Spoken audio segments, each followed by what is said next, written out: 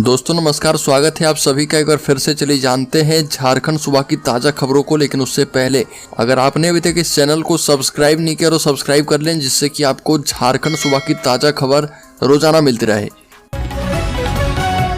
सबसे पहली खबर, झारखंड में आदिवासी एकता महारैली को लेकर 24 जनवरी को मोरहाबादी में मसौदे का विमोचन।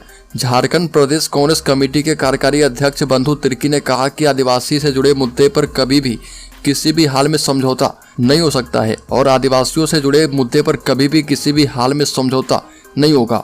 आदिवासियों की ज्वलंत समस्याओं पर गंभीर आदिवासी संगठन और समान विचारधारा के लोग एवं संगठन न केवल लड़ेंगे बल्कि निश्चित रूप से जीतेंगे भी। और बंधु तिर्की ने कहा कि आदिवासी महारैली की तैयारी अंतिम चरण में है।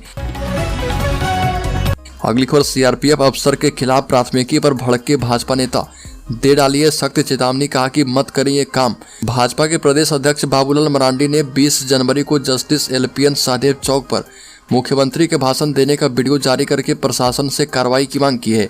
और मरांडी ने कहा कि 20 जनवरी की रात मुख्यमंत्री आवास से सटे एलपीएन सहदेव चौक पर धारा 144 लगा हुआ था और वहां पर मुख्यमंत्री अपने अधिकारी के साथ कानून की धज्जियां उड़ा रहे थे।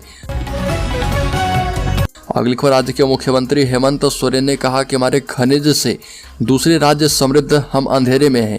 मुख्यमंत्री हेमंत सोरेन ने टाना भगत इंडोर स्टेडियम रांची में आयोजित रोजगार मेले में कहा कि पिछले 100 वर्ष से भी अधिक समय से झारखंड से खनिज संपदा निकाले जा रहे हैं, परंतु यहाँ की खनिज संपदा का पूरा लाभ राज्यवासी को नहीं मिला है, बल्कि दूसरे प्रदेश के लोगों के घर हमारे खनिज संपदाओं से रोशन हुए हैं। इस राज्य के कोयले से दूसरे राज्य रोशन हुए और झारखंड अंधेरे में रहने को मजबूर हुआ है। बड़ी खबर, राज्य के मुख्यमंत्री हेमंत सोरेन ने कहा कि अबुआ आवास योजना के तहत स्वीकृति पत्र प्रदान करने की प्रक्रिया 2 दिनों के भीतर शुरू की जाएगी। साथ ही सरकार ने सर्वजन पेंशन योजना, सावित्रीबाई फुले किशोरी समृद्धि योजना जैसी योजनाओं से लाखों लोगों को जोड़ने का काम करने को लेकर ऐलान किया है।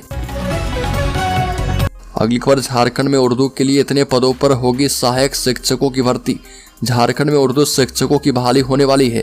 राज्य में हेमंत सोरेन ने 7000 से भी अधिक पदों को सृजित करने की मंजूरी दे दी है। मुख्यमंत्री कार्यालय ने सोशल मीडिया पर जानकारी दी है कि मुख्यमंत्री हेमंत सोरेन ने राज्य के प्रारंभिक विद्यालयों में उर्दू के लिए सहायक शिक्षकों के 7232 पद सृजन के प्रस्ताव को स्वीकृति दे दी है। इसके साथ ही मुख्यमंत्री हेमंत सोरेन ने जानकारी दी कि मुख्यमंत्री जो हैं आने वाले दिनों में और भी कुछ घोषणाएं करेंगे। अगली खबर, झारखंड के निवासियों को राज्य सरकार की तरफ से बड़ी खुशखबरी देने की प्लानिंग पर काम किया जा रहा। राज्य के मुख्यमंत्री ने कहा कि लोगों को जल्द ही 50 साल की उम्र में पहुंचने पर वृद्धा पेंशन देने पर काम कर रहे। ये भी कहा कि प्रधानमंत्री आवास योजना के तहत 1,30,000 रुपये मिलते थे, लेकिन अब इस योजना के तहत 2 लाख रुपये का फायदा मिलेगा। आपकी योजना आपकी सरकार आपके द्वार कार्यक्रम के शिविर में 30 लाख आवेदन आए थे।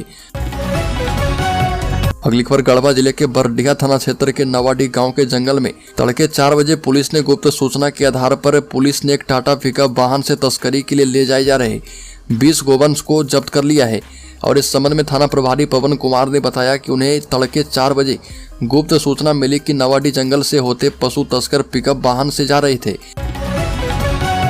अगली खबर, झारखंड स्टेट ओलंपियाड परीक्षा की तारीख का ऐलान। बता दें कि झारखंड शैक्षिक अनुसंधान एवं प्रशिक्षण परिषद जेसीईआरटी के द्वारा आयोजित होने वाली झारखंड स्टेट ओलंपियाड 2023 के दूसरे चरण की परीक्षा 29 एवं 30 जनवरी को होगी।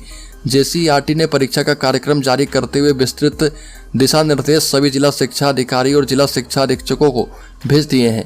साथ ही इस परीक्षा की निगरानी के लिए 24 पदाधिकारी की जिम्मेदारी अलग अलग जिलों को दी गई है। इस परीक्षा में कुल 1489 विद्यार्थी सम्मिलित होंगे, जो पहले चरण की परीक्षा के आधार पर योग्य घोषित किए गए हैं। अगली खबर, झारखंड में लोकसभा चुनाव की तैयारियां तेज। पुलिस मुख्यालय से सभी जिलों के अफसरों को दिया गया है खास निर्देश। लोकसभा चुनाव को लेकर अब झारखंड पुलिस को चुनाव मोड में लाने की तैयारियां शुरू हो गई है। ऐसे में पुलिस मुख्यालय ने सभी एसपी को चुनाव संबंधित प्रशिक्षण के लिए अपने जवानों को तैयार करने का निर्देश दिया है। प्रशिक्षण संबंधित आदेश निर्देश एवं एसओपी की कॉपी भी सभी जिलों को प्रेषित की गई है।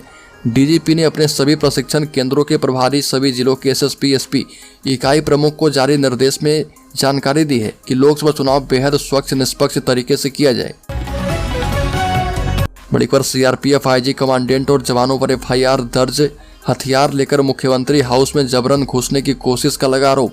रांची शहर अंचलाधिकारी मुंशी राम ने गोंदा थाने में सीआरपीएफ की आईजी कमांडेंट और जवानों के खिलाफ एफआईआर दर्ज करवाई है।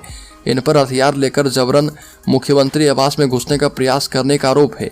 एफआईआर में कहा गया कि 20 जनवरी को ईडी के द्वारा मुख्यमंत्री का बयान दर्ज किए जाने के दौरान विधि व्यवस्था बनाए रखने के लिए एलपीएन सहदेव चौक के पास उन्हें मजिस्ट्रेट तैनात किया गया था। बड़ी खबर, झारखंड में कोहरे और शीतलहर को लेकर येलो अलर्ट जारी। उत्तर पश्चिमी से आ रही हवा ने बढ़ाई कनकनी। न्यूनतम तापमान में 7 डिग्री की गिरावट। राजधानी रांची सहित पूरे झारखंड में शीतलहर का कहर जारी है। वहीं कई जिलों में कोहरा भी छा रहा। आलम यह है कि 2 दिन पहले हुई बूंदाबांदी के बाद कोहरा भी छा रहा। बादल छटने के साथ ही ठंड का असर बढ़ गया है।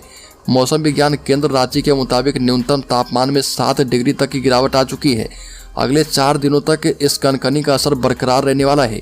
मौसम विज्ञान केंद्र की माने तो उत्तर पश्चिमी दिशा से आ रही ठंडी हवा की वजह से यह परिवर्तन देखने को मिल रही। अगली खबर, सीएम हेमंत सोरेन को ईडी ने फिर से भेजा समन। 27 से 31 जनवरी के बीच होगी पूछताछ। पेश होने के दिए गए आदेश कहा कि 20 जनवरी को 7.5 घंटे हुई थी पूछताछ। 20 जनवरी को मुख्यमंत्री हेमंत सोरेन से पूछताछ के बाद ईडी ने एक बार फिर से समन जारी किया है। ईडी ने 27 से 31 जनवरी के बीच समय और स्थान बताने को कहा। मुख्यमंत्री से जमीन घोटाला मामले में पूछताछ होनी है। इससे पहले मुख्यमंत्री हेमंत सोरेन से 20 जनवरी को पूछताछ हो चुकी है और इस दिन ईडी के अधिकारी ने उसमें 7.5 घंटे पूछताछ की थी। हालांकि पूछताछ के बाद कार्यकर्ताओं को संबोधित करने के दौरान मुख्यमंत्री हेमंत सोरेन ने ये बातें कही थी कि मैंने सभी के सवालों के जवाब दिए हैं। अगली खबर, मुख्यमंत्री से पूछताछ के दौरान कैसे पहुंची सीआरपीएफ। झारखंड मुक्ति मोर्चा पार्टी ने किया है दावा। कहा कि हेमंत सोरेन को गिरफ्तार करके दिल्ली ले जाने की थी तैयारी। बीजेपी ने कहा कि पुलिसिया ताकत ना दिखाएं। 20 जनवरी को मुख्यमंत्री हेमंत सोरेन से ईडी ने पूछताछ की और इसके बाद बवाल बढ़ गया है। इस दौरान मुख्यमंत्री आवास के पास भारी तादाद में सीआरपीएफ जवानों के पहुंचने की घटना पर सियासत तेज है। झारखंड मुक्ति मोर्चा का दावा है कि मुख्यमंत्री हेमंत सोरेन को गिरफ्तार करने की पूरी साजिश थी। पार्टी के महासचिव सुप्रियो भट्टाचार्य ने चैनल को दिए इंटरव्यू में कहा कि एक विशेष विमान उस दिन एयरपोर्ट पर खड़े थे। प्लान यह था कि सीआरपीएफ को मुख्यमंत्री आवास में घुसाकर हेमंत सोरेन को दिल्ली में लेकर जाया जाए और वहां गिरफ्तारी दिखा दी जाए। इधर बीजेपी ने कहा कि सरकार पुलिसिया ताकत दिखाकर केंद्रीय एजेंसी को डराकर रखना चाहती है, जो कि उन्हें भारी पड़ेगा। जबकि इस मुद्दे पर कांग्रेस कुछ भी कहने से बच रही है। अगली खबर, गिरिडीह में बीए की छात्रा की हत्या उसके पापा, चाचा और दादा ने की थी। पुलिस ने 20 जनवरी को मिले 100 के अवशेष की गुत्थी सुलझा ली है। तीनों आरोपी गिरफ्तार कर लिए गए हैं। पुलिस के मुताबिक गिरफ्तार आरोपियों ने अपना जुर्म कबूल कर लिया है। तीनों ने बताया कि हत्या के बाद युवती के शव को जला दिया गया। हत्या करीब 25 दिन पहले की गई थी और जिसके अवशेष जिले के बिरनी प्रखंड चरगो जंगल से मिले हैं। गिरफ्तार लोगों में लड़की के पिता दिलीप राय उर्फ पिंटू, चाचा सियाराम राय और दादा परमानंद राय शामिल हैं। सभी को गिरफ्तार करने के बाद जेल भेज दिया गया है। मुख्यमंत्री ने 7 श्रमिकों को झारखंड के विभिन्न वस्त्र उद्योग में नियुक्ति पत्र सौंपा। मुख्यमंत्री हेमंत सोरेन के नेतृत्व में झारखंड के वस्त्र उद्यमियों की ओर से आयोजित नियुक्ति पत्र वितरण समारोह में श्रम विभाग के द्वारा संचालित राज्य प्रवासी नियंत्रण कक्ष के सहायता से रेस्क्यू किए गए 7 श्रमिकों को झारखंड के विभिन्न वस्त्र उद्योग में नियुक्ति पत्र दिया गया और मुख्यमंत्री हेमंत सोरेन के हाथों से नियुक्ति पत्र मिला है। ये 7 श्रमिक झारखंड के पश्चिमी सिंहभूम, हजारीबाग, पलामू एवं गिरिडीह के रहने वाले हैं।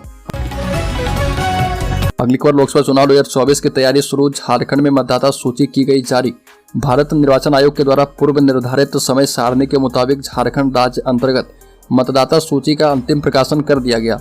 मुख्य निर्वाचन अधिकारी के रवि कुमार ने बताया कि आज राज्य के सभी मतदान केंद्र में मतदाता सूची का प्रकाशन किया गया है। मुख्य निर्वाचन पदाधिकारी के रवि कुमार ने बताया कि राज्य के सभी मतदान केंद्रों में मतदाता सूची का प्रकाशन किया गया है। उक्त मतदाता सूची निर्वाचन से जुड़े राज्य के महत्वपूर्ण कार्यालयों में भी मतदाताओं की देखने के लिए उपलब्ध है।